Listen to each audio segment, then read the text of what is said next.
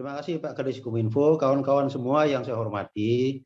Jadi saya menyampaikan terima kasih yang setinggi-tingginya, apresiasi kepada Pak Kadis Kominfo dan tim IT-nya yang terus melakukan inovasi untuk mengupdate sistem digital kita.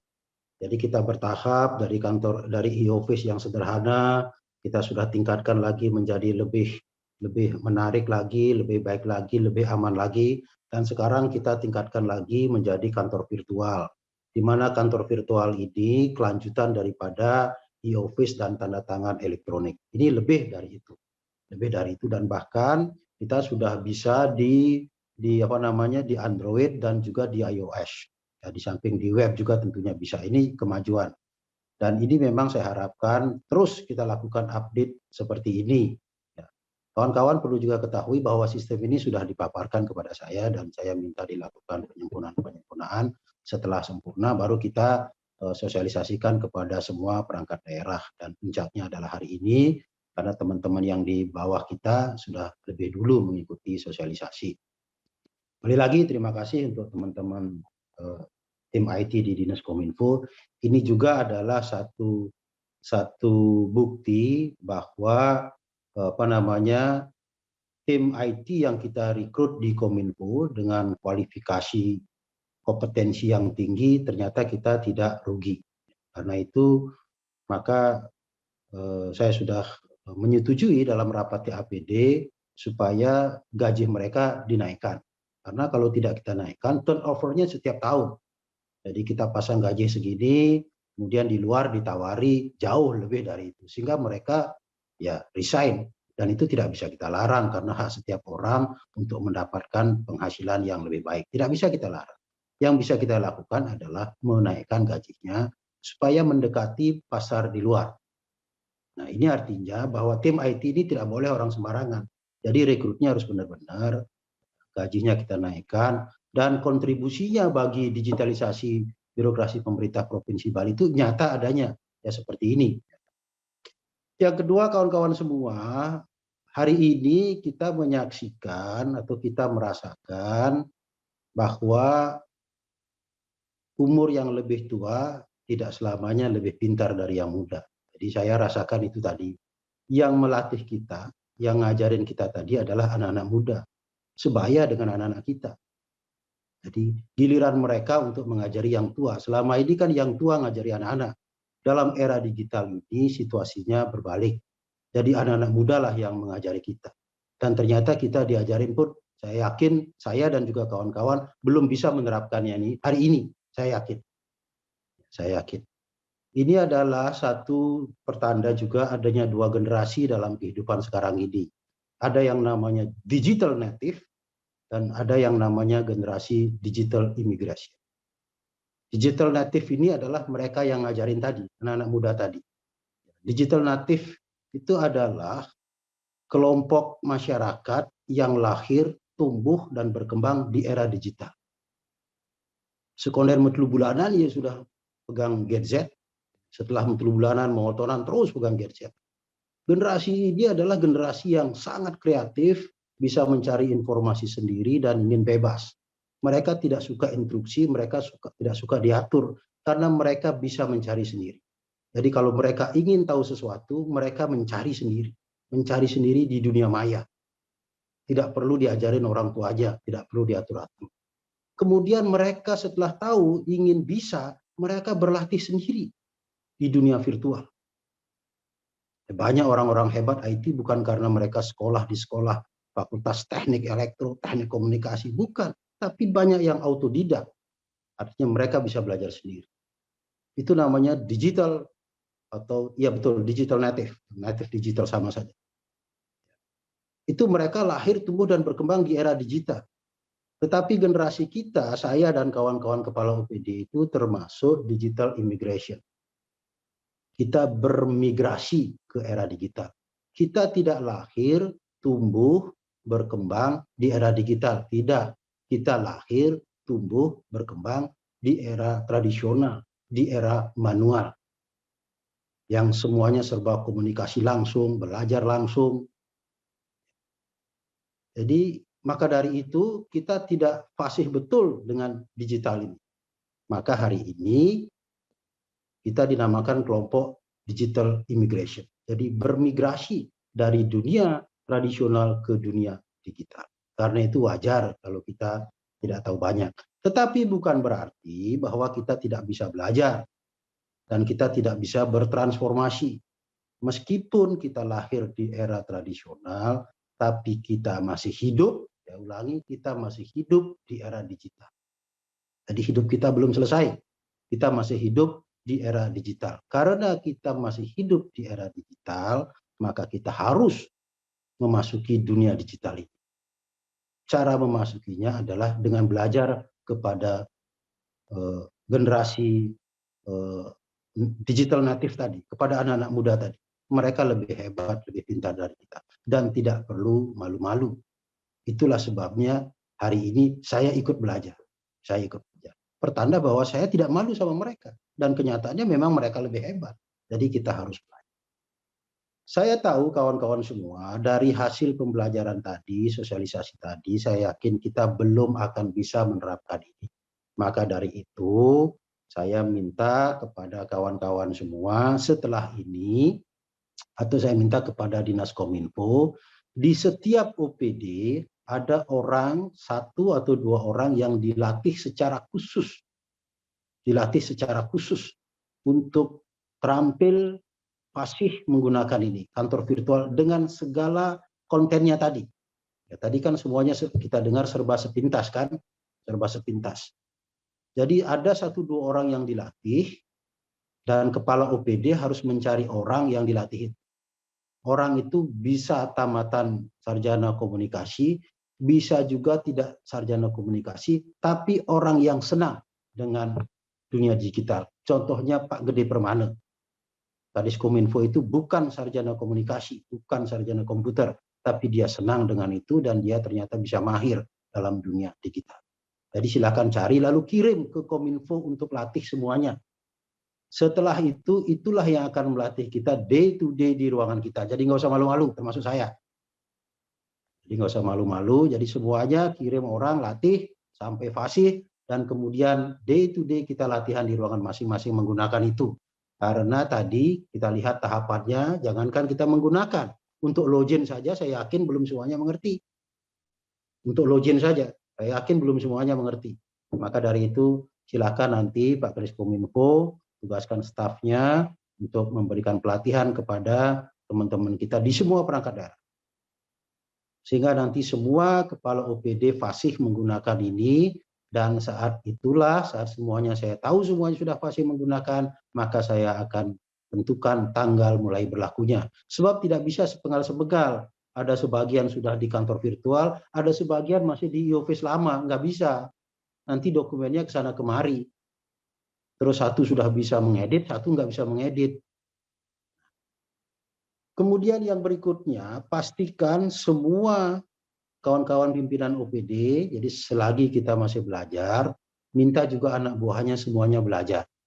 Terus belajar mulai eselon 3-nya, eselon 4-nya, pejabat fungsional madianya, pejabat fungsional pratamanya, semua ASN. Karena kantor virtual ini berbeda dengan e-office. Kalau e-office itu antar pejabat saja. Tetapi ini semua ASN. Semua ASN. Kali lagi semua ASN harus menggunakan ini. Dan memang mereka akan menggunakan ini. Ya, sehingga ini kan bukan persoalan tanda tangan saja, tapi ada banyak hal termasuk pertemuan-pertemuan, rapat, tanggal surat yang otomatis. Jadi kerja-kerja mereka juga berkurang.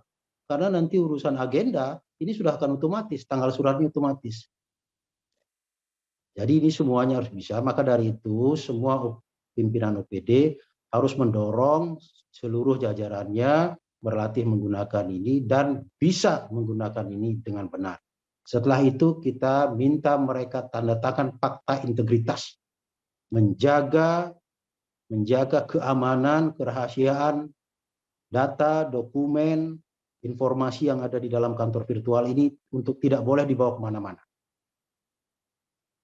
Setelah itu baru kita jalankan ini dengan bersama-sama. Kawan-kawan semua, ini ada beberapa konten yang baru di dalam kantor virtual ini. Seperti tadi misalnya ada penomoran surat otomatis.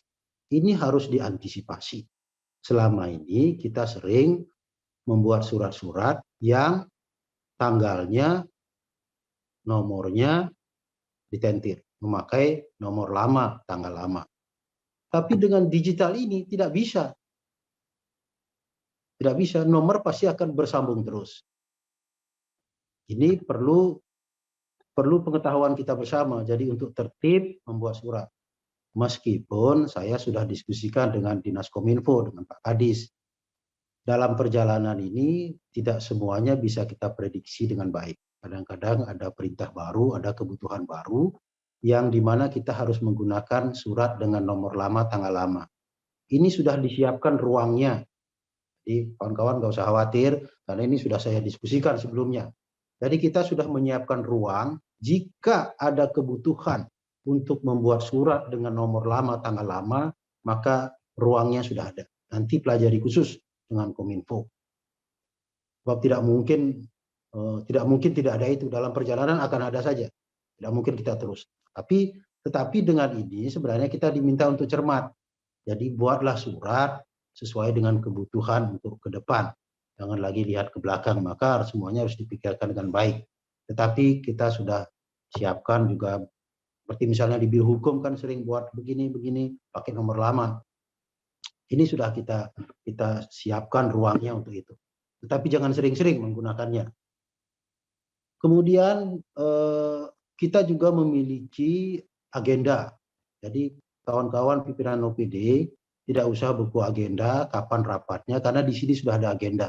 Dan agenda itu akan memberikan notifikasi. Misalnya hari ini tanggal 11, misalnya hari Senin itu tanggal berapa? Tanggal 14.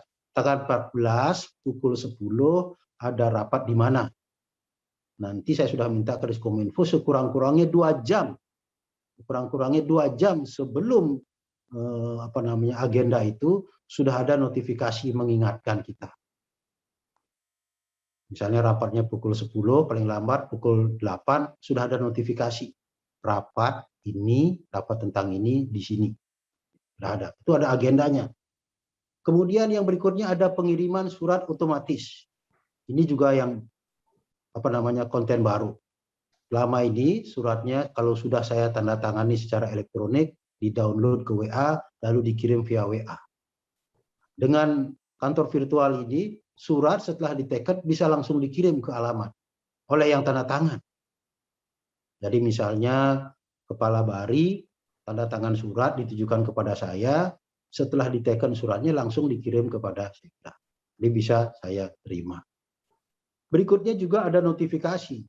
Jadi surat-surat masuk selama ini kan tidak ada notifikasi, sekarang ada notifikasi. Termasuk kalau ada surat nyangkut di bawah kita, bisa kita lihat, bisa kita tarik. Konten berikutnya adalah bisa kita edit. Selama ini kalau seperti saya misalnya akan menandatangani surat, kalau salah saya harus kembalikan lagi ke OPD yang mengajukan konsep itu. Sekarang saya bisa mengedit. Saya bisa mengedit karena sudah pakai Word. Meskipun begitu, hindari jangan sampai saya mengedit karena saya capek juga. Maka dari itu pimpinan OPD bisa mengeditnya dengan baik, pastikan tidak ada yang salah. Setelah itu baru dikirim ke saya, sehingga saya tidak merangkap antara tukang teken dengan tukang editor. Jadi harus sama-sama ini. Di OPD-nya harus diedit betul supaya tidak ada yang salah. Setelah itu baru diajukan kepada saya. Ya, inilah beberapa hal yang baru. Kemudian yang tidak kalah pentingnya adalah pengalaman selama ini kawan-kawan semua. Surat-surat yang ditandatangani oleh pimpinan OPD, baik dikirim keluar maupun diajukan kepada saya, masih saja terjadi QR code di bawahnya itu menindih redaksi suratnya. Jadi kan surat ini dibuat sampai ke bawah, ya, oleh staf kita, lupa dengan margin bawahnya itu harus berapa.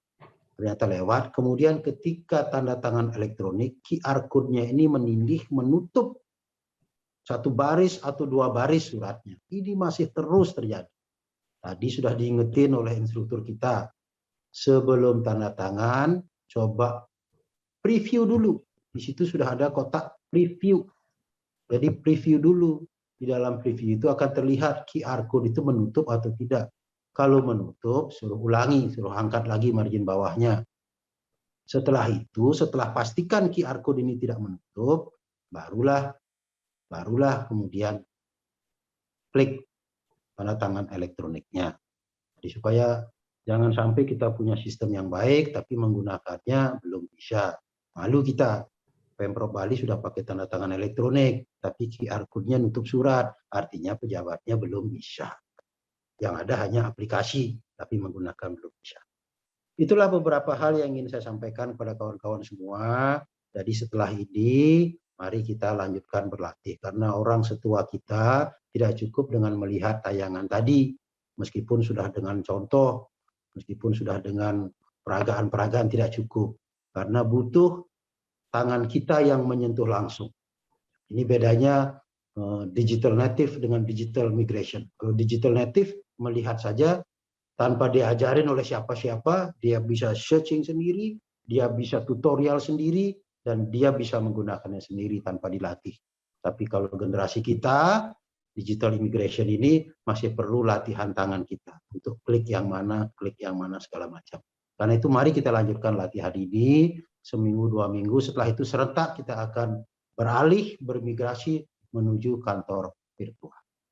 Demikian kawan-kawan semua yang saya hormati. Sekali lagi setelah ini tolong tugaskan stafnya 1-2 orang untuk berlatih secara fisik di Dinas Kominfo. Setelah itu melatih para pimpinannya, termasuk melatih saya. Tidak usah ragu-ragu, tidak ada yang tidak bisa kita kerjakan, pengalaman selama ini bisa kita kerjakan. Selamat menggunakan kantor virtual untuk menjadikan birokrasi kita ini semakin modern dan semakin dihargai oleh orang lain. Dan kalau itu yang terjadi, kita pasti bangga berada di dalam. Terima kasih matur suwun semua, salam hormat untuk semuanya. Kita lanjutkan persiapan makan siang kalau sudah ada makan. Terima kasih. Om Santi.